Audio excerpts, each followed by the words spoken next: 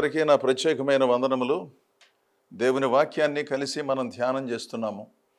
క్రైస్తవ సంఘాలలో అనగా క్రీస్తును అనుసరించి భక్తి కార్యక్రమాలు నిర్వహించే వాళ్ళల్లో అనేకులు ఎంతో పద్ధతితోనూ సంస్కారంతోనూ దేవుని సంగతులు జరిగిస్తూ ఉన్నప్పటికీ ఎందుచేతనో కొంతమందికి ప్రాథమిక ఆధ్యాత్మిక క్రమశిక్షణే లేకుండా పోతుంది. ఎన్ని సంవత్సరాలుగా భక్తి చేసినప్పటికీ బాధ్యతతో భక్తి చేసే ధోరణి దగ్గరకు వచ్చేసరికి స్వార్థ ప్రయోజనాలే ప్రధానంగా భావించి వారికి అనుకూలమైనట్లుగా అనుకూల భక్తిని చేస్తూ ఆత్మతోనూ సత్యముతోనూ దేవుని ఆరాధించవలసిన సంగతులను విస్మరించి పైగా సమర్థించుకుంటూ వాళ్ళు ఇలా అన్నారు వీళ్ళు ఇలా అన్నారని చెప్పుకుంటూ కాలక్షేపం చేసే కొంతమందిని కూడా మనం మన సంఘాలలో చూస్తున్నాం కదా. ఈరోజు దేవుని వాక్యములో నుంచి మత్తయి సువార్త 18వ అధ్యాయము 7వ వచనములో ఉన్న సంగతిని మీకు తెలియజేస్తాను. అభ్యంతరముల వలన లోకమునకు శ్రమ, అభ్యంతరములు రాక తప్పవు కానీ ఎవని వలన అభ్యంతరము వచ్చునో ఆ మనుషునికి శ్రమ. అభ్యంతరాలు రాక తప్పవు. అభ్యంతర పడవలసిన సంగతులు ఉన్నాయి, అభ్యంతర పడనక్కరలేని సంగతులు ఉన్నాయి. బాధ్యతను విస్మరించి బుద్ధి వికాసం లేకుండాను ఎన్నిసార్లు చెప్పినా పట్టించుకోకుండా పైకి భక్తి వేషాన్ని వేసుకుని సంఘాలలో ప్రవేశించి భక్తి కార్యక్రమాలలో ప్రవేశించి వ్యర్థమైన జీవన విధానాన్ని గడుపుతూ ఉన్నటువంటి మనుషుల వలన సంఘములలోనూ ఆయా సంస్థలలోనూ ఆయా విభాగాలలోనూ తీవ్రమైనటువంటి అసౌకర్యము ఆవేదనలు కలుగుతున్నాయి. ఎందుకంటే బాధ్యత లేనటువంటి మనుషులు, బాధ్యత లేని భక్తి ధోరణులు. ఇక్కడ యేసు ప్రభు చెప్పినటువంటి మాట, అవసరమైన అభ్యంతరాలు ఉన్నాయి, అనవసరమైన అభ్యంతరాలు ఉన్నాయి.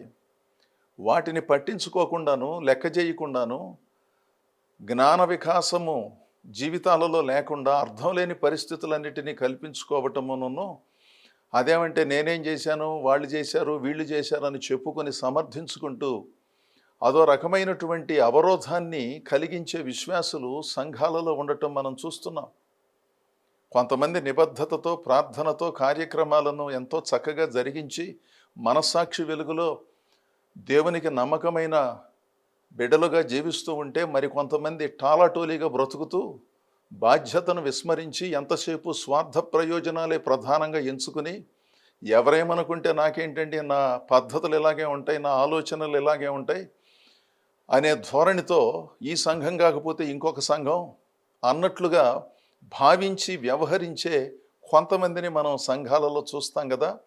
ఇక్కడ వారిని ఉద్దేశించి ప్రభు చెబుతున్నాడు, అభ్యంతరములు రాక తప్పవు. ఎందుకంటే బుద్ధి వికాసం లేని వాళ్ళు అభ్యంతరాలు కలగజేయక నిరభ్యంతరంగా జీవించే అవకాశాలను ఎందుకు కలిగిస్తారండి? ఆ సంగతి మనందరికీ తెలుసు. ఎక్కడో ఒకటి అర్ర విఘ్నులు ఉంటారు, వాళ్ళను కనుగొనటం మనకు కష్టం. ఇలాంటి వాళ్ళ చుట్టూనే తిరగాల్సి వస్తుంది, విలువైన సమయాన్ని ఖర్చు పెట్టాల్సి వస్తుంది. దానికి మనం పెట్టుకున్న పేరు కౌన్సిలింగ్. మనస్సాక్షి ద్వారా పరిశుద్ధాత్ముడు ఎన్నో మార్లు మాట్లాడుతూ ఉంటే వాటిని పట్టించుకోకుండా తెగబడి విచిత్రంగా వ్యవహారాలు చేస్తూ మళ్ళా దానికి 10 మంది కూర్చుని 10 గంటల సేపు మాట్లాడి కౌన్సిలింగ్ చేసే పద్ధతులను మనం పెట్టుకున్నాం. అసలు మారు మనస్సు రక్షణ పొందినటువంటి మనిషికి నిజమైన కౌన్సిలర్ పరిశుద్ధాత్ముడు కదా. ఆ పరిశుద్ధాత్మని విస్మరించినటువంటి వాళ్ళు మనుషులు చెప్పే మాటలు వింటారా? ఈ సంగతిని కూడా మనం పరిశీలించాలిగా. ఎందుకంటే ఆలోచనకర్త అని పరిశుద్ధాత్మనికి ఒక అద్భుతమైన పేరున్నది. ఆలోచనకర్త అంటే కాస్త ఆలోచన తప్పి అనగా ఆలోచన గతి తప్పి పిచ్చిగా వ్యవహారం చేసినప్పుడు పరిశుద్ధాత్ముడు ఇది తప్పని, ఈ అభ్యంతరాన్ని ఇతరులకు కలగజేయొద్దని, ఇతరులను ఇబ్బంది పెట్టే విధంగా ప్రవర్తించడం ధర్మం కాదని పరిశుద్ధాత్ముడే చెబుతాడు. ఆ ఆలోచనకర్త మాటలను పట్టించుకోకుండాను లెక్క చేయకుండా వ్యవహరించినటువంటి మనుషులను కూర్చోబెట్టి మనుషులు మాట్లాడితే వింటారా? దానికి 100 కబుర్లు చెబుతారు కదా. అభ్యంతరాలు ఎందుకు వస్తున్నాయండి సంఘాలలో? అర్హత లేని వాళ్ళు అందలా లెక్కాలని కోరుకుంటారు, అందరూ కాకపోయినా కొంతమంది. పాట రాని వాళ్ళు పాట పాడాలని కోరుకుంటారు, దాని కొరకు అవకాశాల కోసం ఎదురు చూస్తూ ఉంటారు. వారికి పాట రాదనే సంగతి వాళ్ళకు తెలుసు, వాళ్ళు పాట పాడితే ఎవరు వినరనే సంగతి తెలుసు. అయినప్పటికీ మేము 10 మందిలో గుర్తింపు పొందాలి. ఎందుకంటే సంఘములో కాస్త క్రియాశీలక సభ్యులుగా ఉన్నాము గనక మా పిల్లలు అన్నిటిలో ఉండాలి, అన్ని కార్యక్రమాలు నిర్వహించాలి. మిగిలినటువంటి వాళ్ళు ఉన్నా లేకపోయినా మేము ప్రధానమైనటువంటి మనుషులము గనుక మా పిల్లలకు సరిగా వచ్చినా రాకపోయినా వాళ్లను దైవదాసులు ప్రతి విభాగములోనూ ఏర్పాటు చేయాలని విచిత్రంగా కోరుకుంటారు కొంతమంది. దేవుని సంఘం అనేది ఎవరి అభీష్టము చొప్పున వారు నడుచుకోవటానికి వేదిక కాదు. నా అభీష్టము చొప్పున నేను, మీ అభీష్టము చొప్పున మీరు నడుచుకోవాలని భావించినట్లయితే అది మన ఇంట్లో జరగాలి, సరిపోతుంది. ఎలా ఉన్నప్పటికీ సంఘము అనేది నలుగురు కలిసి వచ్చి దేవుని ఆరాధించేది కదా. నలుగురు కలిసి వచ్చి దేవుని ఆరాధించే స్థలములో ఒక ఆధ్యాత్మిక క్రమశిక్షణ ఎంతో అవసరం. సంఘమును సంఘముగానే నడపాలి, కానీ సంతలాగా నడపటానికి వీల్లేదు. వాళ్ళేదో అనుకుంటారని వాళ్ళకి, వీళ్ళేదో అనుకుంటారని వీళ్ళకి, సామర్థ్యము లేకపోయినప్పటికీ అవకాశాలను కల్పించి పరిస్థితులను కాస్త నేను సర్దుబాటు చేసుకుంటున్నానండి అని చెబుతారు కొంతమంది. సంఘములలో ఎవరి వలన అభ్యంతరాలు కలుగుతున్నాయి? ఈ సందర్భం ఏమిటంటే, శిష్యులు యేసు ప్రభు దగ్గరకు వచ్చి పరలోకములో గొప్పవాడు ఎవరండి అని అడిగారు అన్నమాట. 18వ అధ్యాయం 1వ వచనాన్ని మనం పరిశీలిస్తే, ఆయన ఒక చిన్న బిడ్డను తన దగ్గరకు పిలిచి వారి మధ్యను నిలువబెట్టి ఇట్లా అన్నాడు, మీరు మార్పు నొంది బిడ్డల వంటి వారైతేనే కానీ పరలోక రాజ్యములో ప్రవేశింపరు అన్నాడు. అసలు పరలోక రాజ్యములో ఎలా ప్రవేశించాలండి? మా బుద్ధిని ఏ విధంగా శుద్ధి చేసుకోవాలండి? మా బుర్రలలో ఉన్న దైవ విరుద్ధమైన సంగతులను ఏ విధంగా ప్రక్షాళన చేసుకోవాలి అని అడిగే ధ్యాస వీళ్ళకి లేదు. ఎందుకంటే యేసు ప్రభు బోధలు వింటున్నాము, ఆయనతో కలిసి తిరుగుతున్నాము, ఆయన చేసే అద్భుతాలు మేము చూస్తున్నాం కనుక పరలోక రాజ్యములో మేము ప్రవేశించడానికి హక్కుదారులము, ఆ అర్హత మాకే ఉన్నదన్నట్లుగా భావించి పరలోక రాజ్యములో గొప్పవారు ఎవరు అనే ప్రశ్న అడుగుతున్నారు. పరలోక రాజ్యములో గొప్పవారుగా ఉండాలంటే పరలోక రాజ్యములో ప్రవేశించాలిగా. అంటే వారు అనుకున్నది ఏంటంటే, మేముగాక పరలోక రాజ్యంలో ఎవరు ప్రవేశిస్తారండి? ప్రభువుని మేము 2 సంవత్సరాలుగానో సంవత్సరంన్నరగానో వెంబడిస్తున్నాము, ఆయన మాటలు వింటున్నాము, ఆయన ద్వారా ఎన్నో అద్భుతాలు చూస్తున్నాము, మమ్మలను శిష్యులుగా ఎంపిక చేసుకున్నాడు అంటే దాని అర్థం ఏంటి? మాకు పరలోకం ఖాయంగా వచ్చేసింది అనే ఒక ఆలోచనలో వారు ఉన్నట్లుగా మనం భావించాలి. పరలోక రాజ్యములో గొప్పవాడు ఎవడు అన్నప్పుడు ఆ సంగతిని ప్రభు చెప్పినట్లయితే మనం ఈ విధంగా విశ్లేషించుకోవడానికి అవకాశం లేదు. పరోక్షముగా వారి ఆధ్యాత్మిక అజ్ఞానాన్ని గుర్తు చేస్తున్నాడు ప్రభు. ఓ చిన్న బిడ్డను తన చేతుల్లోకి తీసుకుని, మీరు మార్పు నొంది బిడ్డల వంటి వారైతేనే కానీ పరలోక రాజ్యములో ప్రవేశింపరు. ఒక రకంగా చూస్తే వారు అడిగిన ప్రశ్న వేరు, ప్రభు చెప్పిన సమాధానం వేరు.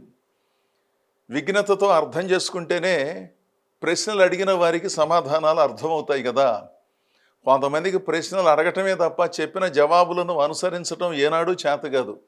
అదేమంటే, నాకు చాలా ప్రశ్నలు ఉన్నాయండి, నా ప్రశ్నలకు సమాధానం చెప్పిన తర్వాత నేను ప్రభువుని అంగీకరించాలా, బైబిల్ స్కూల్కి రావాలా, దేవుని సేవ చేయాలా వద్దా అనేది ఆలోచన చేస్తానని కొంతమంది భక్తులు అనబడిన వారు, యవనస్తులు ఇలా మాట్లాడుతూ ఉంటారు. ప్రశ్నలు అడగటం ఎంత ప్రాముఖ్యమో, ప్రశ్నలకు సమాధానం వచ్చినప్పుడు వాటిలో ఉన్న సంగతులను విశ్లేషించి అర్థం చేసుకుని అంగీకరించడం అంతకంటే ఎక్కువ ప్రాముఖ్యం.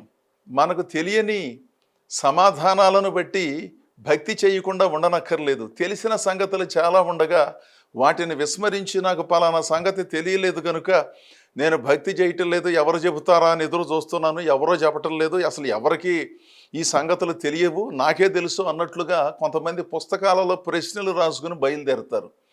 అదేంటండి బాబు, ప్రశ్నలు అడగటం తప్పు అంటే తప్పని నేను అనట్లేదు. ప్రశ్నలకు సమాధానం వచ్చినప్పుడు వాటిని అంగీకరించడం కూడా ఒక విధేయతలో భాగమనే సంగతిని గుర్తించాలి. తెలియని సంగతులు తెలుసుకోవాలని కోరుకోవటం మంచిదే, కానీ తెలిసిన సంగతులను అనుసరించాలని భావించటం అంతకంటే ఎక్కువ ప్రాముఖ్యం కదా. ఆ సంగతిని విస్మరిస్తున్నారు చాలామంది. ఆ సంగతిని మనం దృష్టిలో ఉంచుకుని దైవికమైన పద్ధతిలోనే దేవుని సేవించటం దేవుడు మన నుండి కోరుకుంటున్నాడు. పరలోక రాజ్యములో గొప్పవాళ్ళు ఎలా ఉండాలి ప్రభు అని అడిగితే, ముందు పరలోక రాజ్యములో ఎలా ప్రవేశించాలో తెలుసుకోమని చాలా అద్భుతంగా, సూటిగా, స్పష్టంగా చెప్పాడు. అందుకని దేవుని ప్రజలారా, దైవ సంబంధితమైన ప్రాథమికమైన సంగతులను మనందరం గ్రహించటం చాలా ప్రాముఖ్యం. ఆ తరువాత ప్రభు చెప్పినటువంటి సమాధానం, కాగా ఈ బిడ్డ వలె తన్ను తాను తగ్గించుకుని వాడెవడో వాడే పరలోక రాజ్యములో గొప్పవాడు. అంటే నిజమైన తగ్గింపు, అర్థం లేని తగ్గింపు కాదు. మాదేముందలండి, మమ్మల్ని ఎవరు పట్టించుకుంటారండి, మాకు డబ్బులు లేవు కదండి, మాకు అది రాదు కదండి, ఇది రాదు కదండి అని లోపల తిరుగుబాటు స్వభావముతో పైకి మాటలు దెప్పిపొడుపుగా మాట్లాడుతూ తగ్గించుకునే విచిత్ర ధోరణులను చూపించేవారు నిజంగా తగ్గించుకున్నట్లు కాదు. వాళ్ళల్లో ఉన్న తిరుగుబాటు స్వభావము చాలామంది కంటే ఎక్కువగా ఉంది. అక్కడ వారికి సాగనందున, వారి మాట నెగ్గనందున ఆ సందర్భంలో వారు అలా మాట్లాడటం తప్ప వేరే అవకాశము లేనందున అలా ప్రవర్తిస్తున్నారు. అది నిజమైన తగ్గింపు కాదు. అలాంటి వాళ్ళను పెద్దగా పట్టించుకోవలసిన అవసరం కూడా లేదు. చిన్న బిడ్డ వలె తన్ను తాను తగ్గించుకుని వాడు పరలోక రాజ్యములో గొప్పవాడవుతాడు. మార్పు నొంది బిడ్డల వంటి వారైతేనే కానీ పరలోక రాజ్యములో ప్రవేశింపరు అని చెప్పాడనమాట. ఆ తర్వాత ఇలాంటి వారిని అభ్యంతరపరిచే వారికి ఎదురయ్యే పరిస్థితిని కూడా చెప్పాడు. కొంతమంది తెలిసినప్పటికీ కొన్ని సంగతులు వారు జరిగించరు, జరిగించే వారి విషయంలో అభ్యంతరాలను కలగజేస్తారు. వారు మందిరానికి క్రమంగా రారు, క్రమంగా వచ్చేవారిని ఎద్దేవా చేస్తారు. దేవుని సన్నిధిలో పాటించవలసిన ఆర్థిక క్రమశిక్షణను కొంతమంది పాటించరు, పాటించే వారిని పాటించనివ్వకుండా వాళ్ళను ఇబ్బంది పెడుతూ ఉంటారన్నమాట. ఎందుకంటే వాళ్ళు చేసినప్పుడు వీళ్ళు చేయకపోతే చెయ్యలేదని తెలుస్తుంది కనుక దైవ విరుద్ధమైన సంగతులలో భాగస్వామ్యం కావాలి. నేనే కాదండి, పలానా వాళ్ళు కూడా చేయటం లేదు, పలానా వాళ్ళు కూడా రావటం లేదు, పలానా వాళ్ళు కూడా మాట్లాడారు, పలానా వాళ్ళు కూడా ఇవ్వలేదు, పలానా వాళ్ళు కూడా అది చేశారు, ఇది చేశారు, వాళ్ళల్లో నేను ఒకనండి, నేను ఒకదాననండి అనుకోవటానికి, మానసికంగా విచిత్రమైన బలం పొందుకోవటానికి కొన్ని అభ్యంతరాలను కలగజేస్తూ ఉంటారు. సంఘ కార్యక్రమాలు జరగకుండా అనవసర ప్రాధాన్యతలతో అభ్యంతరాలను కలగజేయటం దైవ విరుద్ధమైనటువంటి సంగతిని ప్రతి ఒక్కరూ గుర్తించడం చాలా ప్రాముఖ్యం. సంఘానికి కాపరిగా ఒక దైవదాసుడు ఉన్నప్పుడు అందరినీ మెప్పించడం ఎవరికీ సాధ్యం కాదు, నాకు సాధ్యం కాదు, మీకు సాధ్యం కాదు.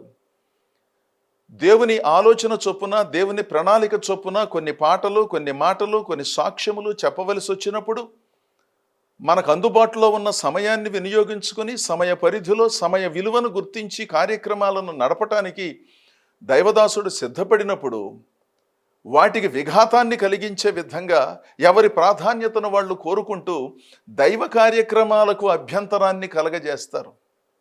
దేవునిలో ఎదిగే వారికి అభ్యంతరాలను కలగజేస్తారు.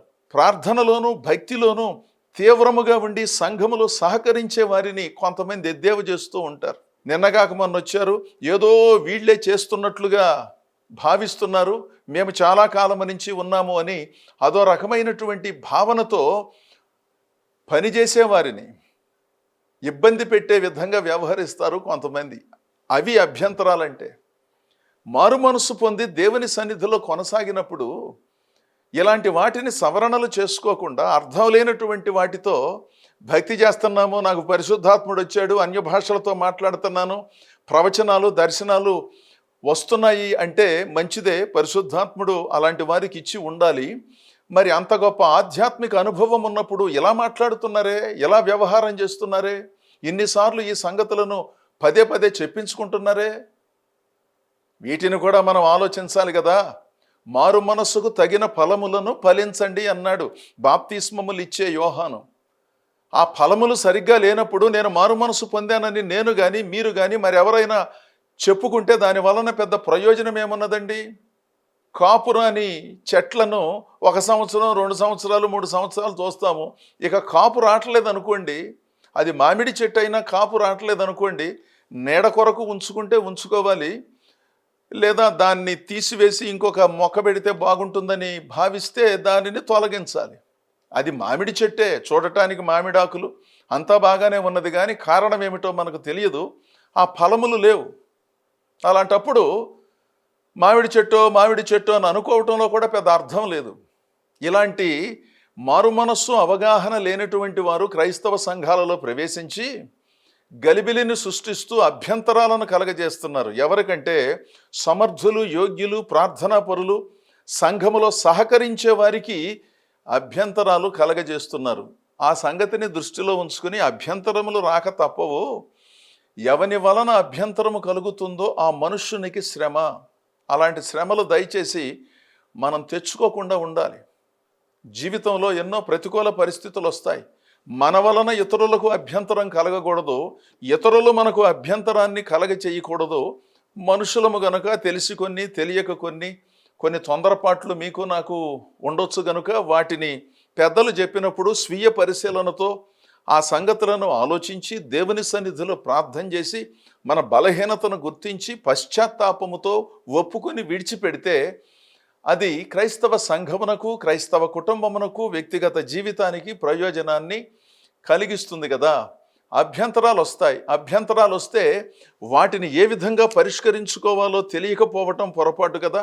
లోతు పశువుల కాపరులకును అబ్రహాము పశువుల కాపరులకు కాస్త జగడం వచ్చిందనమాట. ఆ సంగతి మీలో చాలామందికి తెలుసు. ఆదికాండము 13వ అధ్యాయము 8 నుండి 10 వచనాలలో ఆ సంగతులన్నీ ఉన్నాయి. ఆ సందర్భంలో 8వ వచనములో అబ్రహాం అన్నాడు, కాబట్టి అబ్రాము, మనము బంధువులము గనుక నాకును నీకును నా పశువుల కాపరులకును నీ పశువుల కాపరులకును కలహం ఉండకూడదు. ఈ దేశమంతయు నీ ఎదుట ఉన్నది కదా. దయచేసి నన్ను విడిచి వేరుగా ఉండుము. నీవు ఎడమ తట్టుకు వెళ్ళిన ఎడల నేను కుడి తట్టుకును, నీవు కుడి తట్టుకు వెళ్ళిన ఎడల నేను ఎడమ తట్టుకును వెళ్ళుదునని లోతుతో చెప్పాను. ఆ తర్వాత వచనాలు మీలో చాలామందికి తెలుసు, లేదా మీరు చదువుకోండి. అంటే పశువుల కాపరులు కొంచెం పోట్లాట పెట్టుకున్నారన్నమాట. ఎందుకంటే వాళ్ళ స్థాయి అంతే. మరి కారణం, లోతు ఆస్తి విస్తారముగా పెరిగింది, అబ్రహాము ఆస్తి విస్తారంగా పెరిగింది. ఆస్తి పెరగటము అంటే ఆ రోజుల్లోనండి చరాస్తిని ఆస్తిగా భావించేవారు. స్థిరాస్తులు పెద్దగా ఉండేవి కాదు. ఎందుకంటే ఒక చోట వాళ్ళు ఉండేవాళ్ళు కాదు. గొర్రెలు, మేకలు, ఒంటెలు, ఈ మందలు ఎంత పెరిగితే అంత ఆస్తి కలిగిన వారు అని లెక్కగట్టేవాళ్ళు అన్నమాట. అలాంటప్పుడు మరి పశువులను కాపుగాయటానికి కాపరులు కావాలి కదా. ఒకళ్ళతో సరిపోదు, చాలామంది కావాలి. కొన్ని వేల పశువులు ఉన్నప్పుడు వాటిని కాపాడుకోవటానికి కొంతమంది కాపరులు అవసరం. మేత పెట్టడానికి కానీ, లేదా ఓ చోట వాటిని సమకూర్చడానికి కానీ ఒకళ్ళు కాదు, కొన్ని పదుల మంది కావాలి. అబ్రహాము పశువుల కాపరులకును లోతు పశువుల కాపరులకు ఏదో మాట తేడా వచ్చింది. మాట తేడా వచ్చినప్పుడు పెద్దలు వాళ్ళను పిలిచి మాట్లాడి సమస్యను పరిష్కరించాలి. అంతేగాని అక్కడ అభ్యంతరం కలిగింది కదా అని వేరే ఆలోచనతో వ్యవహారం చేయటం అవకాశం కోసం ఎదురు చూడటమే కదా. అబ్రహాము కొంచెం వయసులో పెద్దవాడు కదా, అందుకని ప్రతిరోజు ఇలా ఉండటం మంచిది కదయ్యా. లోతు, నీ పశువుల కాపురులకు నువ్వు గట్టిగా చెప్పుకోవాలి. నా వాళ్ళకు నేను చెప్పాను, మరి నువ్వు ఎంత గట్టిగా చెప్పావో ఏమో నాకు తెలియదు, కానీ ఇది ప్రతిరోజు జరుగుతోంది. కనుక నువ్వు ఎడమ తట్టుకు వెళితే నేను కుడి తట్టుకు వెళతాను, కుడి తట్టుకు వెళితే ఎడమ తట్టుకు వెళతాను, నీకు నేను ఏ విధమైనటువంటి ఇబ్బందిని కలిగించను అని ఒక పెద్దవాడుగా ఒక ప్రతిపాదన చేశాడు. ఆ ప్రతిపాదన చేసినప్పుడు లోతు ఏమనాలి? ఆ పశువుల కాపురులు వాళ్ళు అలాగే చేస్తున్నారు, వాళ్ళతో నేను చాలాసార్లు మాట్లాడాను, మరోసారి మాట్లాడతాను, ఇలాంటి పరిస్థితి రాకుండా చూసుకుంటానండి అనాలి. లేదా అవసరమైతే నేను ఆ పశువుల కాపరులను మార్చేస్తానండి, మీకు నేను దూరంగా వెళ్ళను, భలే పని, మీరు నన్ను చేరదీశారు, మీరు నన్ను సాకారు, మరి ఇంతవరకు తీసుకొచ్చిన తర్వాత నా మందలేదో పెరిగాయి గనుక, ఏదో చిన్న సమస్య ఇబ్బంది ఎదురైంది గనుక మీరు నన్ను కుడి తట్టుకో ఎడమ తట్టుకో వెళ్ళమని అడగొద్దు అని ఒక వినయంతో విశ్వాసంతో స్పందించవలసిన వాడు అప్పటికే తన మనసులో ఎటు వెళ్ళాలో అనే పద్ధతిలో నిర్ణయం చేసుకుని తాను వెళ్ళవలసిన స్థలానికి వెళ్ళాడు. వెళ్ళిన తర్వాత ఏం జరిగిందో ఏమిటో మీలో చాలామందికి తెలుసు. ఇక్కడ నేను చెప్పాలనుకున్న మాట ఏమిటంటే, అభ్యంతరములు రాక తప్పవు, వస్తాయి. కుటుంబంలో వస్తాయి, భార్యాభర్తల మధ్యలో వస్తాయి, పిల్లలకు పెద్దలకు మధ్యలో వస్తాయి, ఒక ఉద్యోగం చేసినప్పుడు కానీ, వ్యాపారం చేసినప్పుడు కానీ అభ్యంతరాలు వస్తాయి. కొన్నిసార్లు మనం సరిగా ఉన్నప్పటికీ ఎదుటి మనిషి సరిగా లేనప్పుడు వాళ్ళ వలన అభ్యంతరాలు వస్తాయి. కొన్నిసార్లు మన వలన ఇతరులకు అభ్యంతరాలు వస్తాయి. కొన్నిసార్లు అపార్థముల వలన అభ్యంతరాలు వస్తాయి. ఇలాంటివన్నీ కూడా మనకున్నాయి కదా. వాటిని ఏ విధముగా పరిష్కరించుకోవాలి? సంఘములోనైనా, కుటుంబంలోనైనా, సంస్థలోనైనా కొంతమంది ఉంటారండి, అందుకే పుట్టారు వాళ్ళు. ఏనాడు వాతావరణాన్ని ప్రశాంతంగా ఉంచరు. వాళ్ళ పరిస్థితి అంతా కూడా అనవసరమైన కార్యక్రమాలు చేయటం, అనవసరమైన మాటలు మాట్లాడటం, అదేమంటే నన్ను అలా అన్నారు, ఇలా అన్నారు అని ఊరంతా చెప్పటం, అల్లరి చేయటం. కొంతమంది నైజం ఇదే. వాళ్లకు శ్రమ. ఎంతసేపు వాళ్ళు పరిశుద్ధులని, మిగిలిన వాళ్ళందరూ అపరిశుద్ధులనే భావనలో ఉంటారు. స్వీయ పరిశీలన లేదు. అబ్రహాము చేసిన ప్రతిపాదనను ఎంతో సంతోషముగా అంగీకరించిన లోతు దాని కొరకే ఎదురు చూస్తున్నాడు కదా. వెంటనే అక్కడి నుంచి తన పరివారంతో తొలగిపోయాడు. ఆ తర్వాత తన జీవితాన్ని ధ్వంసం చేసుకున్నాడు. ఇలాంటి వాళ్లను గురించి చెప్పినటువంటి ఒక మాట ఏమిటంటే 2 తిమోతి పత్రిక 3వ అధ్యాయము 1 నుంచి 5 వచనాలలో ఈ మాటలన్నీ కూడా ఉన్నాయండి. నేను 5వ వచనాన్ని చదువుతాను. పైకి భక్తి గల వారి వలె ఉండియు దాని శక్తిని ఆశ్రయించు వారునై యుందురు, అట్టి వారికి విముఖుడవై ఉండుము. పై వచనాలలో ఉంది. చివరి రోజుల్లో మరి చాలా విచిత్రమైన మనుషులు, వెర్రి మనుషులు బయలుదేరి వస్తారు. వాళ్ళ విషయంలో నువ్వు జాగ్రత్తగా ఉండమని చెప్పి, వాళ్ళంట పైకి భక్తి గల వారి వలె ఉండి భక్తి ముసుగు వేసుకుని భలే మాట్లాడతారండి కొంతమంది. ఆ వినయం ఏమిటో, ఆ భక్తి భావన ఏమిటో కొన్నిసార్లు మనకు ఆశ్చర్యం కలుగుతుంది. ఆ తర్వాత వాళ్ళ బుద్ధులు, వాళ్ళ చేష్టలు, వారి ఇళ్లల్లో ఉండే వ్యవస్థను మనం పరిశీలన చేస్తే చాలా విచిత్రం. పైకి భక్తి గల వారి వలె ఉండి దాని శక్తిని ఆశ్రయించని వారి చుట్టూ తిరిగి సమయాన్ని వృధా చేసుకోమాక అంటున్నాడు. కొంతకాలం కొంతమందికి సేవ చేయగలమండి, కొంతవరకు మనం చెప్పగలమండి. మన మాట విననప్పుడు మనం చేయగలిగినది ఏమీ లేక వాళ్లకు విముఖులుగా ఉండటం తప్ప వేరే దారి లేదు. వాళ్ళను శత్రువులుగా భావించనక్కర్లేదు, కానీ విలువైన సమయాన్ని చెప్పిందే చెప్పి వారి కొరకు ఖర్చు పెట్టనక్కర్లా. అర్థం లేని సహనాన్ని చూపించి అదో రకమైనటువంటి గొప్ప లక్షణమని భావించనక్కర్లా. యోగ్యులు, సమర్థులు, చెప్పిన మాట వినేవాళ్ళు, అర్థం చేసుకునేవాళ్ళు, నిజమైన భక్తి కలిగిన వాళ్ళు, నిజమైన మారు మనసు కలిగిన వాళ్ళకు ఆ సమయాన్ని ఖర్చు పెట్టండి. ఎందుకంటే వారు వినాలని అనుకోవట్లేదు, వినిన దానిని అనుసరించాలని భావించినప్పుడు 1 సారి 2 సార్లు 3 సార్లు 30 సార్లు ఏదో తిప్పలబడ్డారు, ప్రయత్నం చేశారు. ప్రయోజనం లేనప్పుడు ఏం చేస్తారు చెప్పండి? కాస్త ఆ మాటలు వినేవారిని ఆదరించడం మంచిది కదా. జీవితం ఒకటే కదా, ఒక మనిషి చుట్టూనే మనం తిరగలేంగా, ఓ కుటుంబము చుట్టూనే తిరగలేంగా. మాటి మాటికి చేసిన పొరపాటే చేస్తూ అభ్యంతరాన్ని కలగజేస్తూ, సంఘములో అభ్యంతరం, కుటుంబంలో అభ్యంతరం, ఎక్కడికి వెళితే అక్కడ అభ్యంతరాన్ని కలగజేస్తూ ఉన్న వాళ్ళను మనం బాగు చేయలేం గనుక దేవుడు వాళ్ళను చూసుకుంటాడు. అభ్యంతరములు రాక తప్పవు. ఎవరి వలన అభ్యంతరాలు వస్తున్నాయో వారికి శ్రమ. దయచేసి దేవుని ప్రజలారా, సంఘములో సహకరించాలి. ఒకవేళ అక్కడ ఏదైనా పొరపాటు జరిగితే దానిని ఏ విధంగా ఎవరికి చెప్పాలో వారికే చెప్పాలి. ఒకవేళ మనం చెప్పినా అక్కడ సరిచేయబడటం లేదండి అన్నప్పుడు దేవుడు నడిపించిన వేరొక సంఘానికి వెళ్ళాలే తప్ప, వెళ్ళిన ప్రతి చోట ప్రాధాన్యతలను కోరుకుంటూ అభ్యంతరాలను కలగజేసి శ్రమలను కొని తెచ్చుకోకుండా ప్రశాంతమైన జీవితాన్ని జీవించినప్పుడు అద్భుతమైన ఆధ్యాత్మిక ప్రగతిని మనం సాధించగలం. ఎంతోమందికి మనం ఆదర్శవంతంగా ఉండగలం. అలాగే మీలో అనేకులు ఉంటున్నారని నేను భావిస్తున్నాను. మిగిలిన వారు కూడా పద్ధతిని అనుసరించి దేవునిలో చక్కగా కొనసాగాలని ఆశిస్తూ ఈ నా మాటలు ముగిస్తున్నాను. దేవుడు మిమ్మలను, మీ కుటుంబాలను బహుగా దీవించునుగాక. ఆమేన్.